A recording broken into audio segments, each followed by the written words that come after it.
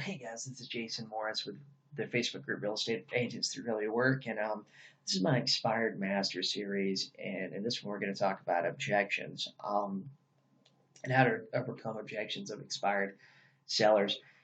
So,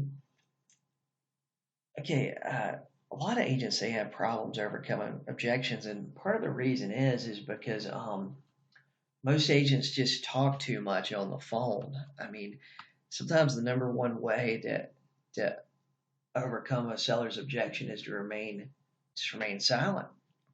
You know, sometimes through the process, some of these sellers are answering their own objections.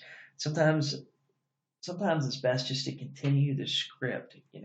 Continue going through your script when they throw up an objection, like I don't want to work with a real estate agent. Oh, okay, no problem. You do want to sell your house, right?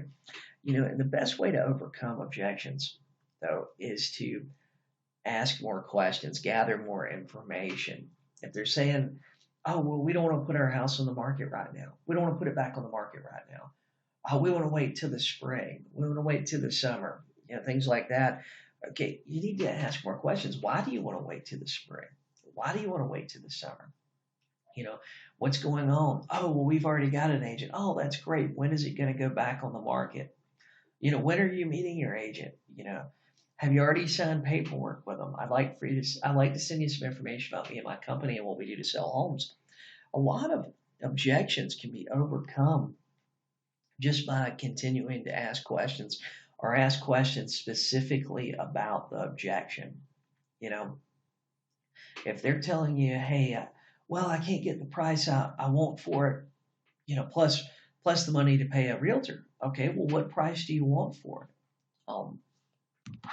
it? Because sometimes, especially in an appreciating market, if they're only needing that 1 or 2%, 3% price bump, they can possibly get that. They might even get more than that, you know.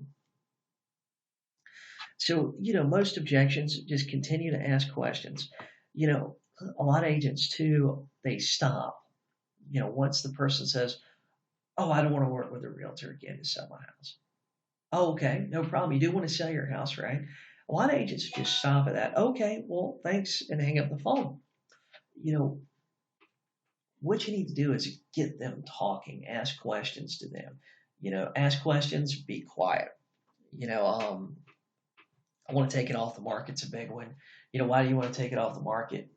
Would you sell? Would you still sell it if you got and ask them the asking price? Would you still sell it for $100,000? And wait and see what they say. If they say yes, that's a solid lead. You need to follow up with them. They're just getting blown up on the phone. They're a little bit tired of the phone calls. Okay, well, in a great situation, and a great response always, for me at least, is okay, well, Mr. Seller, I understand that. If they have a valid objection, hey, Mr. Seller, I understand that. I tell you what, let me send you some information about me and my team and what we do to sell houses. When you get ready, you're thinking about putting it over the market, back on the market, whatever happens, happens. Give us a call. You'll already know a little bit about me and my team and what we do to sell homes. A great one sometimes is, oh, I've already got an agent. And you go, oh, okay, well, who are you going to list it with? What agent are you thinking about? Sometimes, that's just that's the easy way out. That's the easy response because they know lots of agents, if they say, hey, I already got an agent I'm working with, that agent is stopped. So a lot of real estate agents, the problems they're having with overcoming objections is that they stop the conversation too quick. They give up too easily. And sometimes when you're asking something like, they go, oh, I don't want to put it back on the market again. Okay, well, would you still sell for $100,000? And then wait and just let them continue asking. So, as you're going through, you're making your calls, you're making your dials and stuff, start asking more questions when you get an objection. When you get an objection you never heard of before, post it in my Facebook group. I'll see if I can help you overcome it. You need to decide too, sometimes you're not getting an objection, you're getting a condition. For example, when we had Hurricane Matthew back in October 2016, I had a lot of sellers that I talked to them on the phone, And yeah, they couldn't put their house back on the market because there was a tree laying on the roof. Now, that wasn't an objection, that was a condition. So you need to decide if it is a condition or objection. If they're getting the roof replaced right now, or they're getting the whole house painted, carpet done, sometimes sometimes it's just not ready. Maybe with the last, agent, they had the same feedback over and over again, and now they're trying to correct that before they put it on the market.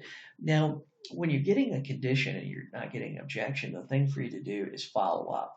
If they're telling you something about, oh, we need to do some repairs to the house.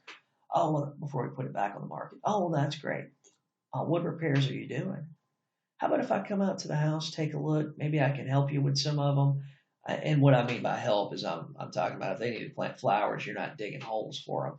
What I mean by helping them is sometimes people will have an idea of repairs they need to do that don't really need to be done. Sometimes rather than replace a couple light fixtures, they're better off to offer a light fixture credit, or rather than paint a room, offer a painting credit, because chances are,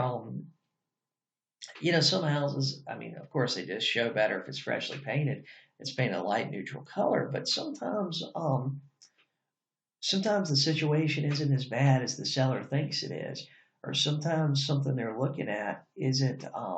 They're thinking the house needs to be painted, or they need to do work to it, and in fact, they've got a 100-pound bulldog running around in the yard that barks and raises hell with everybody that pulls up. And the problem isn't the condition of the house. The problem is that buyers are scared to get out of the car. It might be the kindest and gentlest dog you've ever seen, but doesn't sound like that when you've never seen it before and you're sitting in your car, and it's you think it's Cujo. So, guys, if you have any objections you're having problems with overcoming, post them in my group, Real Estate Agents That Really Work, and let's try to overcome them together.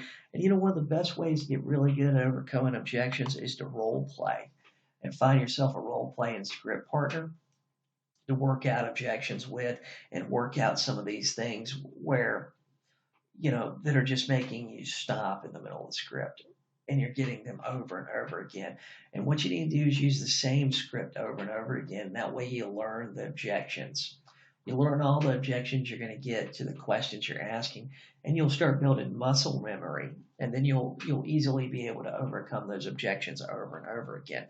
Nobody's really good at this on day one, but after sellers don't have new objections.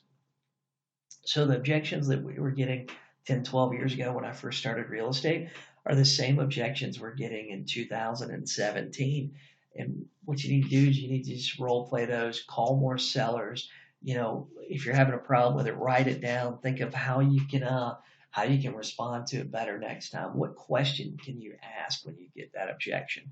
And that's the best way to overcome an objection, is to ask another question. And sometimes, they gave you that objection. It's not really important. You ask that next question, and then you continue your script. And maybe that objection really wasn't an objection. It was a smoke screen, That happens often too. But guys, if you like this video, you want to listen to the rest of my Expired Master series, go to jasonmorrisexpiredmaster.com, and you can listen to the whole thing. If you're looking for expired leads, I've been using the RedX expires for over 10 years. They're the best data source available. Call them, tell them I sent you. They'll waive setup fees, and they offer some special package deals. And if you're looking for other lead sources, buy my book on Amazon, 53 Strategies to Get More Listings. It's available there, and I'll talk to you on the next recording.